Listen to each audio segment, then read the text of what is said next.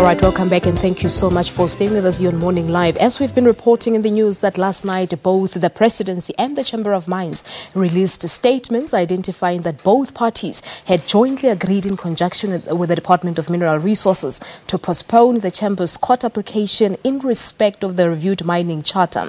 It was due to start in the High Court today, but the Chamber of Mines says that commitments made by President Cyril Ramaphosa in the State of the Nation address on Friday and, of course, the subsequent engagement with the Presidency led to their decision. With us now is Tebello. Chabana is the Senior Executive responsible for Public Affairs and Transformation in the Chamber of Mines. And Chabana, good morning to you. Thank you so much for coming through. Good morning, Kelly. Just before we talk about the engagements with the Presidency last night, let's just go back a little as to remind our viewers why the concerns on this reviewed mining charter. I think the concerns were essentially procedural and substantive. Firstly, how this mining charter came about. Previous charters, like the 2004 charter, was a negotiation amongst various stakeholders, industry, labor, even communities were represented in that one, plus, various government departments. Similarly, in 2010, it was a negotiation process amongst a multitude of stakeholders. But however, this last iteration of the mining charter, what the DMR did was essentially hold bilateral discussion. It was a consultation process, but really a flawed one at that. All right, so there were no proper engagements. Correct, it wasn't proper engagements. But more importantly, the document itself is really flawed. I mean, we are convinced that the mining charter will not lead to greater transformation in the mining sector as it stands. We can certainly put in place a better transformational tool that advances transformation, sets higher targets for the mining industry to achieve, which is fine, but one that actually advances transformation. But which is contrary to what the Minister has been saying all along, that the reviewed mining charter is beneficial for black economic empowerment. So you're disagreeing with that all very much so. I mean, we view that this reviewed mining charter as something that would have actually just benefited the select few, certainly not the broad public. All right, so it's not a tool to ensure that transformation takes place, to promote transformation, because Certainly. That's been the argument of the Minister of Mineral Resources, Msebenzi. Certainly not at all. And that's why we're saying that, we want to negotiate a new charter, but we want to start from scratch. We're not going to use this current charter as a premise or foundation for discussion. All right, let's go back to your engagement with the Presidency last night. What came out of that meeting?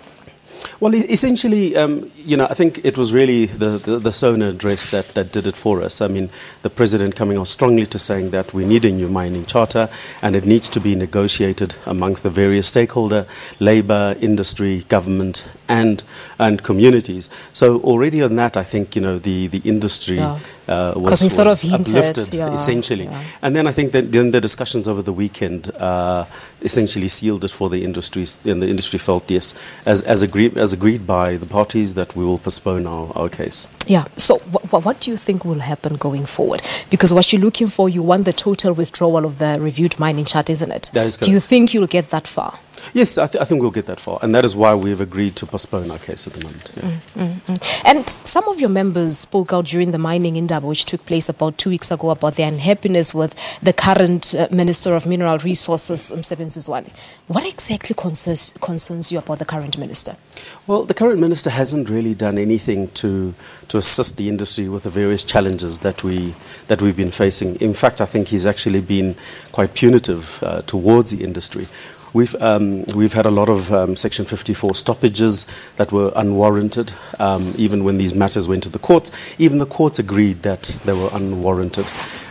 He's put in place a charter unilaterally that wasn't properly negotiated or even properly consulted with various stakeholders. Hence, what you've got not only the industry taking it to court, but also communities and the unions are also on sides relating to that. All right. So this judicial review application that was set to take place today, has it just been put on hold for a time being?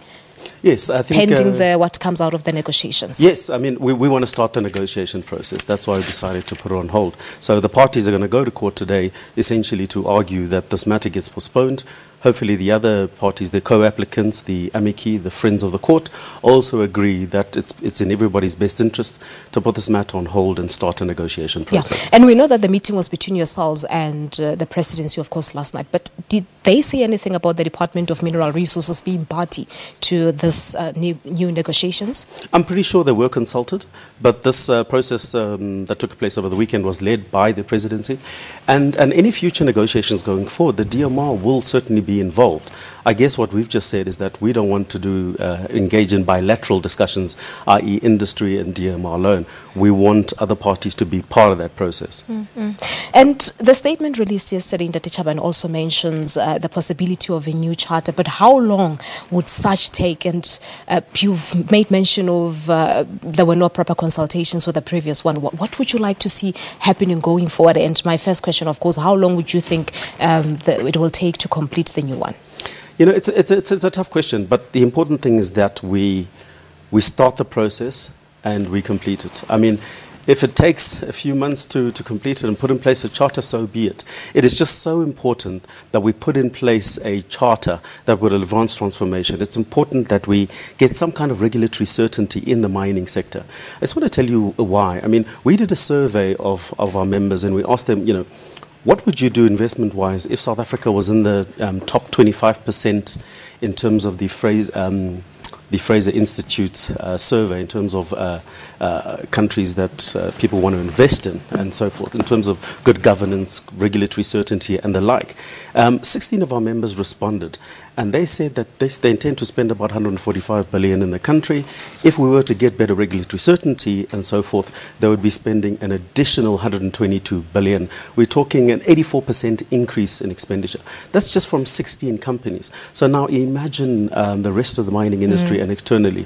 If we get this right and actually put in place a proper charter, we will have much, much more investment in the country, which will help to grow the industry. So it is critically important that we do it and we get it right. All right, which is contrary to what the minister has been saying about the charter. Well, what more can we say? All right, Ndati Chabana, we'll leave it at that for now. Thank you so much for coming through. So the negotiations, they still continue? Yes, we're hoping that they will start soon, actually. All right. Well, there you have it. That's Tebello Chabana. He is the Senior Executive responsible for Public Affairs and Transformation at the Chamber of Mines, talking to us about the negotiations, or rather the meeting that took place over the weekend between the Chamber of Mines and the Presidency, trying to map a way forward in terms of the reviewed mining charter. Let's take a quick